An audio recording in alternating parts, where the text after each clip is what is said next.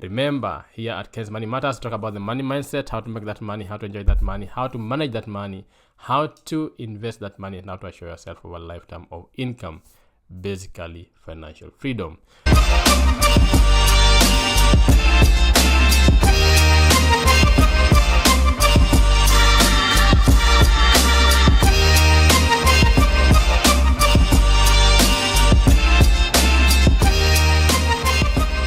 And today we're going to be talking about why you should stop worrying about those huge, big dreams that you have and maybe start focusing on a bit of smaller dreams. Why?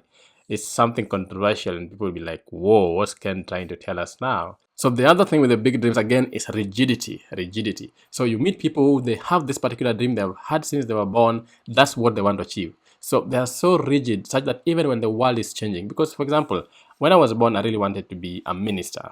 Okay. And right now, of course, I know I'll still get to those levels. I'm very sure about that. And I'm working towards those levels. I knew because I could make certain policy changes. I had plans and I still know that I can make a lot of changes in those areas. But a lot of things have changed in my life. You know, when I was a kid, I was in Kenya, I was probably in the village, in a school somewhere. Things were still looking, different.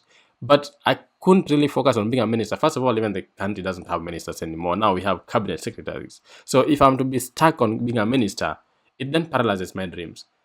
The other thing that I always wanted was to buy a massive mansion in Karen. Now, right now life is changing.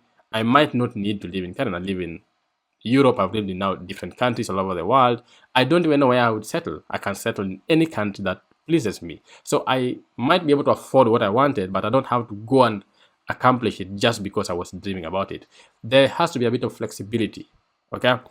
Most people don't want to be flexible when it comes to their dreams. They want to be, okay, I wanted to achieve this. Whatever happens, this is the one I want to achieve now. So even if that dream later becomes a small dream, you still want to just achieve that. When your situation changes, a lot of things changes, and therefore that has to be incorporated into your dream. So don't be a rigid person. Big dreams can make you rigid because you could be like, I want to be the president of the US or I want to be president of the country. And that's why you put your mind completely, fully, and you forget about everything else and you become very rigid. So despite things that are changing around you, including that institution, even the presidency, even if it changes not to reflect what you want anymore, you still want to achieve it. You have to ask yourself, when I wanted it, what were my reasons for wanting it? And now what are my reasons for wanting it? And is it still the same thing? So if you wanted to be a politician, for example, you get to a certain point, you're like, really, this is actually not what I really want.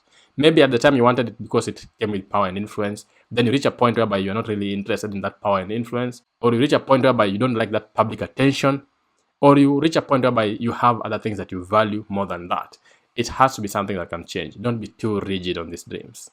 So rigidity. You have to be someone who's flexible. You have to be someone who's open-minded, who is able to adapt to new situations and, adapt your dreams to those new situations.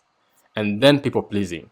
Let's not dream because we want to please people. Let's not have these big dreams just because the society says so. Your mom wants to know that. Your dad wants to know that. Someone wants to know that you have a big dream.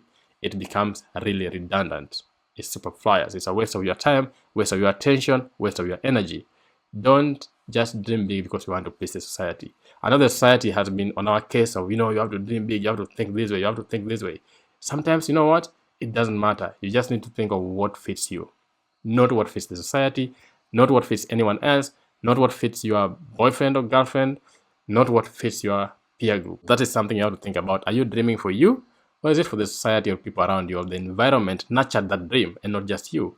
Sometimes your environment could nurture your dream, but it's not something that comes from deep within. It's not something that you could actually make an impact. The other very important point about these big dreams is that sometimes they're not clearly defined. So, for example, when it comes to finances, when I tell people, hey, let me know, why are you doing all these things? Why are you trying to achieve all this financial success? Why are you trying to get this amount of money? If you do not have a clear plan of what you want to achieve, it's a waste of time. Because I would be like, okay, my life is now, let me just live it then. If there's no clear plan, there's no clear goal I'm trying to attain, why am I wasting my time saving money anyway? Why am I risking all my money investing in things like stock market, real estate, and land and stuff like that? I could as well use my money, enjoy my life. When I don't have it, I'm happy. When I have it, I enjoy it. As simple as that. And therefore, my life just becomes a cycle of me enjoying it. When I die, it's done. So for me, the goal there is I enjoy till I die. That becomes your goal, which can be very difficult when it comes to finances because, of course, it means you have to be making that money consistently until you die, which can be unrealistic.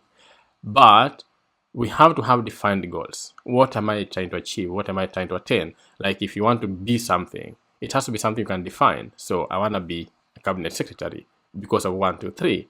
I want to have 1 billion because I want to do 1, 2, 3. I want to have financial freedom. Why? Because I don't like doing 1, 2, 3. That is happening to me now. I want to have financial security. Why? Because I want to be able to have some freedom and do some things that I want. You need to define your goals, define what you want, know the reason you need that. If you don't define it, it just becomes something ambiguous all over the place, So defining your goal is important. Sometimes when you have very big dreams, you cannot even define it because you can't even fathom it. If you can't fathom something, if you can't conceptualize it, you can't really define it. And that happens to a lot of people. We have a big dream by name, but if you are asked now define what you actually want, you genuinely do not know. And then, of course, finally, you can suffer from what you call paralysis of analysis. So you have this big dream, you have so many things to analyze, and therefore you end up suffering from paralysis of analysis. So many things to analyze, so many things to try and understand, so many things to do. It basically affects your progress and growth. You become paralyzed by analysis. You have to analyze this, you have to analyze this. If I ask you, okay, what will happen with regards to this part of it? What will happen with regards to this other part? You have to analyze everything, bring it all together, and define your dream. That can be a bit difficult if that dream is too far off from your realistic situation. Sometimes start where you are. Yes, have that dream at the back burner, but make certain steps now. Have very clear steps like, if I can do this, then I can do this. If I can do this, then I'm able to do that second level. But if you just want to have that huge dream and then try to analyze it, it becomes too overwhelming to the brain, and therefore you're not in a position to do so. So yes, dream big, but be able to analyze it in smaller details and smaller steps, and take chunks that your brain can actually analyze without being overwhelmed.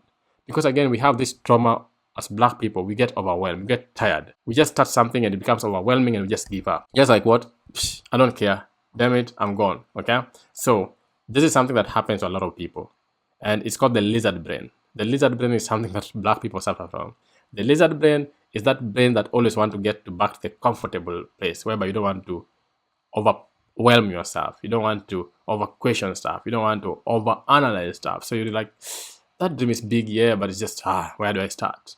You get overwhelmed by it and you stop dreaming, and therefore that big dream becomes a useless thing, wasting your time and energy and mental health for no reason. Finally, some of these big dreams can be all over the place. So you can have a big dream, but it's clearly not targeted at a particular thing. Okay? So you just have this ambiguous dream.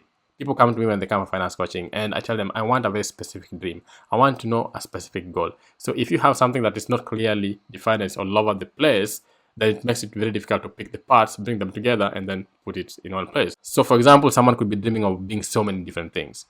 You want to be a singer, but you also want to be a president, and you want to be a politician, all these things. And therefore, sometimes they end up being all over the place. You need to pick them up, know what you actually want, know how to, even if they're different things, how do you bring them together, and then follow that particular path. So for example, you want to be a business person, you want to be a musician, like I've seen so many musicians are. You could say, okay, I want this particular one to bring me some cash flow so I can get entry into this particular one. But if you have them all over the place and you don't know where to actually go first, you end up being paralyzed, and therefore you want to grow, you want to progress, nothing happens in your life. This is why I say, even if you're dreaming big, bring some reality into it, make it into achievable, actionable, measurable steps. It should be specific, should be achievable, should be measurable, should be time specific, and should be actionable steps. So make sure that your dream meets these conditions and to some level realistic. Okay? So I hope this is very helpful. This is a very important video for those who want to achieve their financial dreams. Remember, it has to be within these realms. Don't be paralyzed by your big dream. Don't let your big dream be the prison that makes your growth so difficult.